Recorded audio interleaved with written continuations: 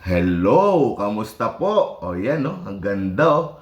O, alam nyo, hindi naman ako yung usually mahilig sa mga awards o mahabol dun sa mga parangal.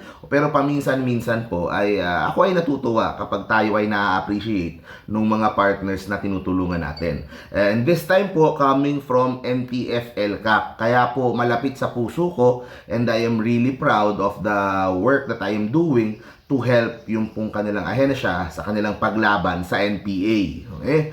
So binigyan po tayo ng award ng NTFL Cup nung isang gabi dahil po sa ating paggagawa ng content to promote yung pong advokasya ng kanilang ahensya para po matigil na yung insurgency at magkaroon na po ng kapayapaan sa bansa. So I'm really proud of this award.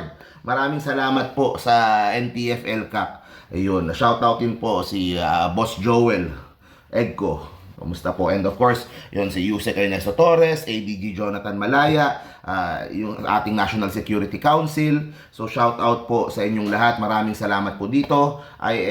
Pag tinatanong ako, Mark, ano bang ambag mo sa bansa? Dito po ako proud. Yung munting ambag ko is makatulong ako ng konti dito po sa NTFL Cup para po sa laban sa NPA.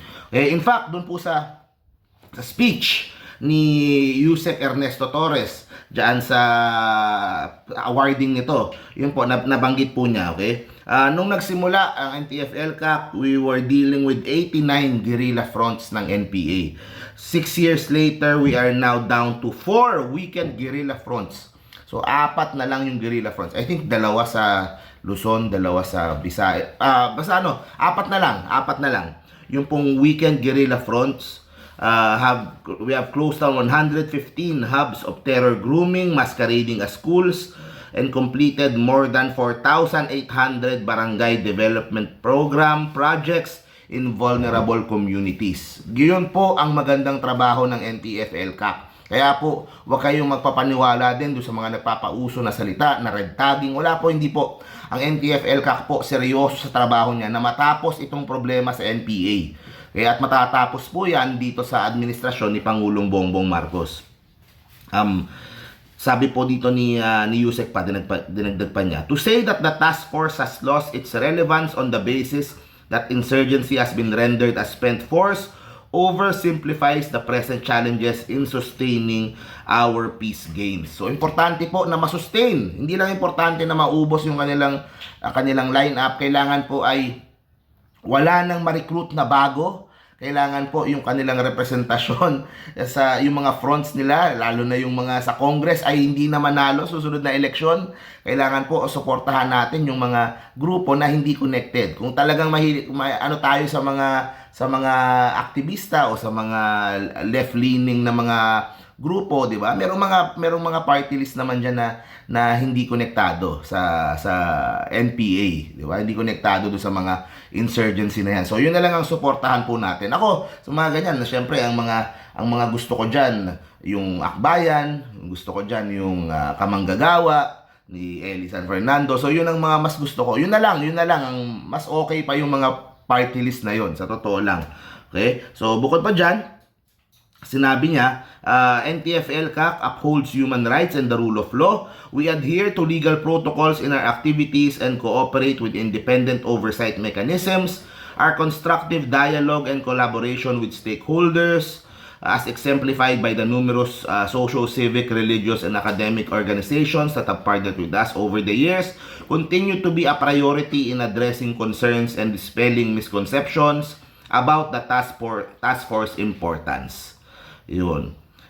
So, yung pong budget, kailangan po magtuloy-tuloy yung pong programa ng NTFL CAC, and I'm sure naman, masaya si PBBM, masaya si Speaker Martin Romualdez dahil nagde-deliver ito pong NTFL CAC. At nakita ko po, first hand, kung gaano po kasipag yung pong mga nagtatrabaho po dito po sa NTFL CAC. Of course, sa ating military na talagang nakikipag-bakbakan doon sa mga iilang natitirang membro. And hopefully po, itong 4 na weekend fronts ay matapos na this year. Okay? Meron pa tayong 1 buwan. I think Basta it's on its way na. Talagang and ito yung isang malaking achievement sa panahon ni PBBM. Hindi nagawa ng mga nakaraang presidente, matatapos sa panahon ni PBBM. Kaya very good po.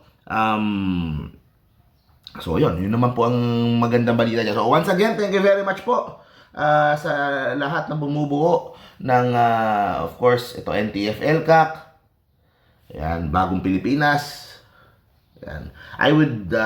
This would make me strive harder para po pagbutihan yung pong akong ginagawang trabaho para sa bayan naman to. Ako, regardless of ano ang iyong sinusuportahan sa politika, ang importante po magkaisa po tayo. 'Di ba? Ano man ideolohiya mo, I think dapat i-promote natin yung peace. Hindi po nagbabakbakan Pilipino laban sa Pilipino. Kapayapaan po ang spread po natin. At yan din ay susulong ko sa Senado. Talagang tatapusin natin yung trabaho and will make sure na hindi na po tayo babalik dun sa panahon na nag-aaway ang Pilipino laban sa Pilipino. So thank you very much po. See you po sa next video po natin. Bye-bye.